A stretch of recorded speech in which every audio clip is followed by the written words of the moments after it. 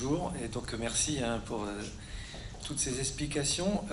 Je me posais des questions plutôt au niveau des essais en laboratoire, notamment avec cette chambre dans laquelle vous avez mis du sable et qui a une certaine taille. Bon, je ne sais pas comment vous l'avez déterminé, parce qu'il a peut-être fallu intégrer des problèmes de conditions limites, et puis de savoir par exemple jusqu'à quelle distance de la sonde est-ce qu'on a une diminution de l'indice des vides qui doit être significative. Est-ce que vraiment ces effets de bord peuvent avoir joué un rôle? Parce qu'ensuite, à la comparaison in situ, on a l'impression que ça marche très très bien, peut-être même bizarrement bien, quoi, hein, parce qu'il n'y a pas vraiment de différence. Mais est-ce que vraiment il n'y a pas des difficultés qui se sont cachées derrière ça et que vous avez dû résoudre? Il y a deux volets en fait. Donc déjà on a fait des essais, on a fait une modélisation numérique des conditions limitées en chambre d'étalonnage. En fait, on a des références dans la littérature parce qu'il y a beaucoup d'essais qui ont déjà été faits en chambre d'étalonnage et avec des pressiomètres, mais aussi avec des CPT et autres.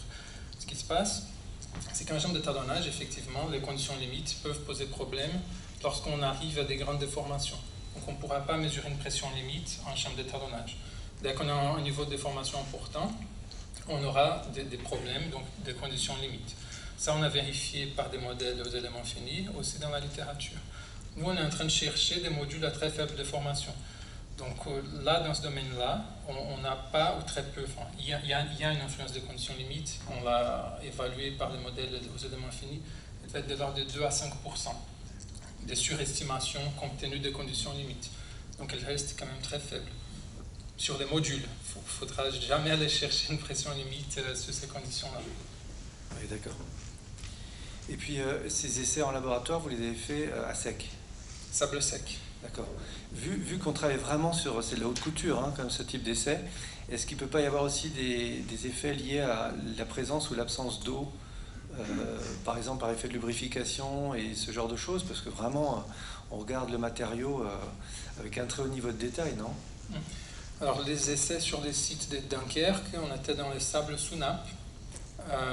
Donc on est en condition drainée, bon c'est un sable... on avait des essais CPTU, donc on n'avait pas de génération de pression, des surpressions interstitielles. Alors malheureusement, on n'a pas de mesure de pression interstitielle au niveau de la membrane de la sonde. On n'en avait pas là. C'est une perspective et ça pourrait certainement aider à clarifier ça. Donc il peut avoir des complications, je dirais notamment dans les sols intermédiaires. Si on aura beaucoup de fond et du sable, on aura un comportement à moitié drainé, peut-être avec de la fissuration, ça pourra difficulté d'interprétation. Nous, on était dans des conditions quasiment idéales, donc en laboratoire en sable sec, in situ en sable avec un comportement, un bon comportement. Donc effectivement, si on part sur des sols intermédiaires, on peut avoir des difficultés qu'on n'a pas eu ici dans ce travail. D'accord. Et puis une troisième et dernière question, c'est en laboratoire, vous êtes finalement, pour exercer votre sigma prime V0, vous avez dû mettre ces cales en bois et donc vous êtes en condition presque odométrique. Est-ce que la contribution de ce qui était, par rapport au terrain, non odométrique est elle aussi peu significative, les 2 à 5% observés sur les limites en diamètre de la cavité, ou est-ce que il y a autre chose qui a été observé? Oui. Alors les cales en bois, en fait, l'objectif n'était pas par la pressurisation. On aurait pu pressuriser sans les cales en bois. L'idée des cales en bois, en fait, ce sont des disques qui permettent en fait de simuler la géométrie du forage. Parce que si on place tout simplement la sonde dans la chambre et on remplit des sables, toute l'intégralité de la sonde sera au contact du sol. Ce qui n'est pas la réalité dans le terrain. Dans le terrain, on a un trou, on a un forage et on insère la sonde. Donc les extrémités de la sonde sont libres. L'objectif des cales en bois, c'était de libérer les extrémités de la sonde. Par rapport à la suite de la question, donc les conditions odométriques, on avait utilisé 2 chambres d'étalonnage en laboratoire. La première, c'est une chambre dans laquelle on peut contrôler les pressions horizontales et les pressions verticales. Et on observe en fait que dans les domaines de mesure des faibles déformations, les 2 types de chambres avaient des résultats similaires. C'est ça qui nous a permis en fait de partir sur cette chambre odométrique qui était de mise en œuvre plus simple et qui nous permettait de mettre ces cales en bois.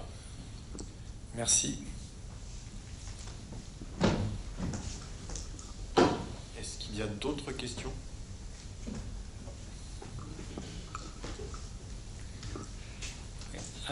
Merci Alexandre. Donc, ta soutenance était pleinement pendant le premier confinement. Donc, c'est la première fois. Je t'écoute en plein. C'est vraiment super. Donc, merci beaucoup pour ton excellente présentation. Je voudrais juste revenir sur un seul point évoqué tout à l'heure concernant le drainage.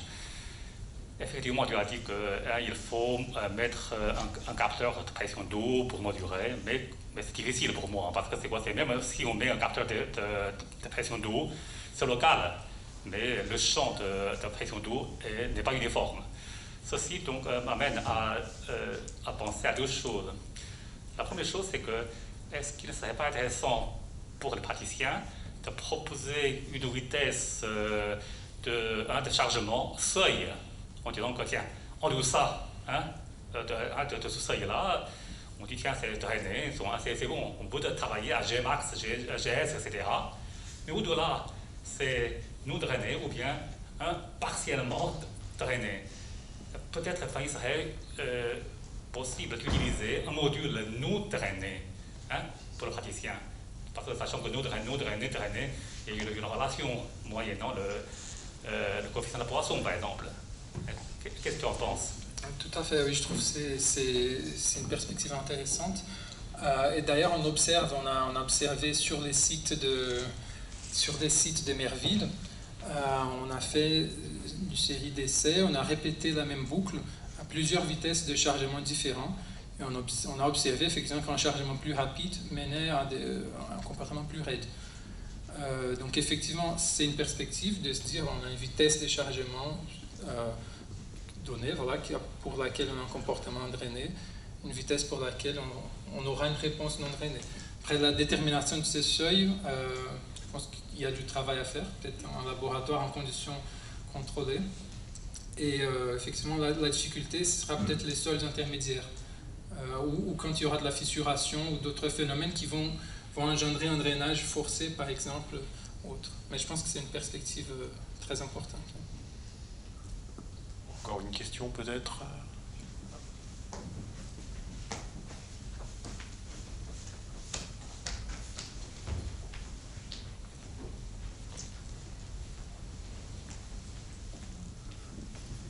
Merci Nicolas. Bonjour, merci pour cette présentation. Luis Carpintero, CEBTP. Sur le calage des modèles, on peut s'attendre dans la réalité avec des modules différents en fonction de la profondeur, puisque chaque essai qui va être réalisé peut conduire à une valeur de module différente prise en compte. Comment intégrer cette variation verticale dans le calage des modèles? En fait, je dirais qu'elle n'est pas intégrée dans le calage du modèle, elle est mesurée en fait. Donc je prends cet exemple ici. Donc je vous avais présenté des résultats d'un essai à 11 mètres qui est là. Donc ça, c'est des Gmax ajustés à un état de contrainte in situ correspondant à 11 mètres de profondeur. Donc j'ai dû évaluer un état de contrainte ici. Et à partir de la tendance donnée par mes 3 points mesurés, évaluer un Gmax in situ. Alors sur des essais à profondeur de 8 et 6 mètres, c'était une procédure similaire, mais bon, l'état de contrainte était évalué légèrement inférieur puisque j'étais à une moindre profondeur. Alors ce qu'on voit ici, c'est déjà qu'on a effectivement une tendance d'augmentation de ces Gmax avec la profondeur, avec cette procédure, et avec les modules pressiométriques standards, là évalués sur la plage type Ménard.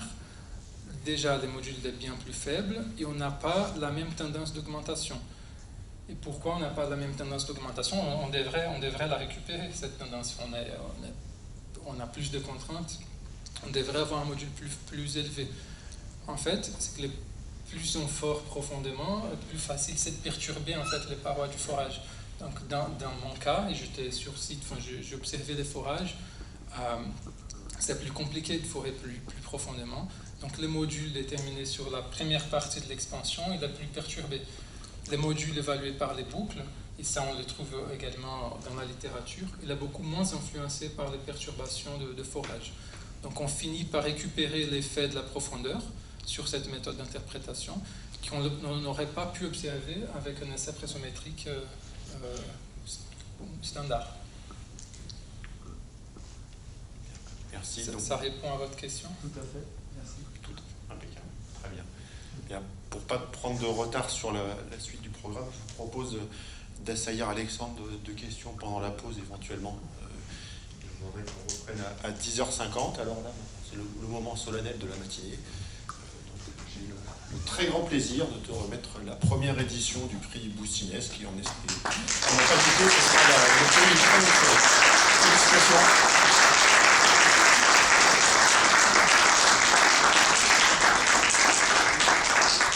Donc là, on a une courte pause et je vous demanderai de revenir à 10h50 pour qu'on puisse... Je pourrais juste dire 2 mots des remerciements. 1, 2, très vite, vas-y, bien sûr.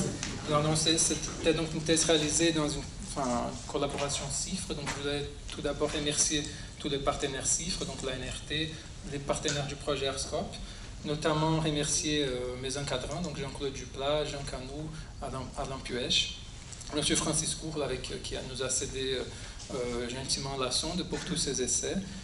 Bien sûr, toute l'équipe technique du laboratoire Navier, mais également l'équipe technique des Fugro. Sans toutes ces personnes-là, ça n'aurait pas du tout été possible. Donc merci vivement, c'est grâce à vous que j'ai pu mener ce travail et en arriver là. Donc j'en suis très reconnaissant. Et également aux stagiaires qui ont travaillé avec moi, toute l'équipe, les jurys de thèse, les comités de suivi de ma thèse qui étaient présents et qui m'ont contribué énormément à achever avec succès à ces résultats. Donc, encore une fois, un grand merci au CFMS et je trouve que cette conférence, les prix Boussinès, qui va vraiment aider à mettre en valeur des recherches, des travaux de doctorat et le mettre en lien avec la communauté scientifique et les praticiens de notre métier. Merci beaucoup.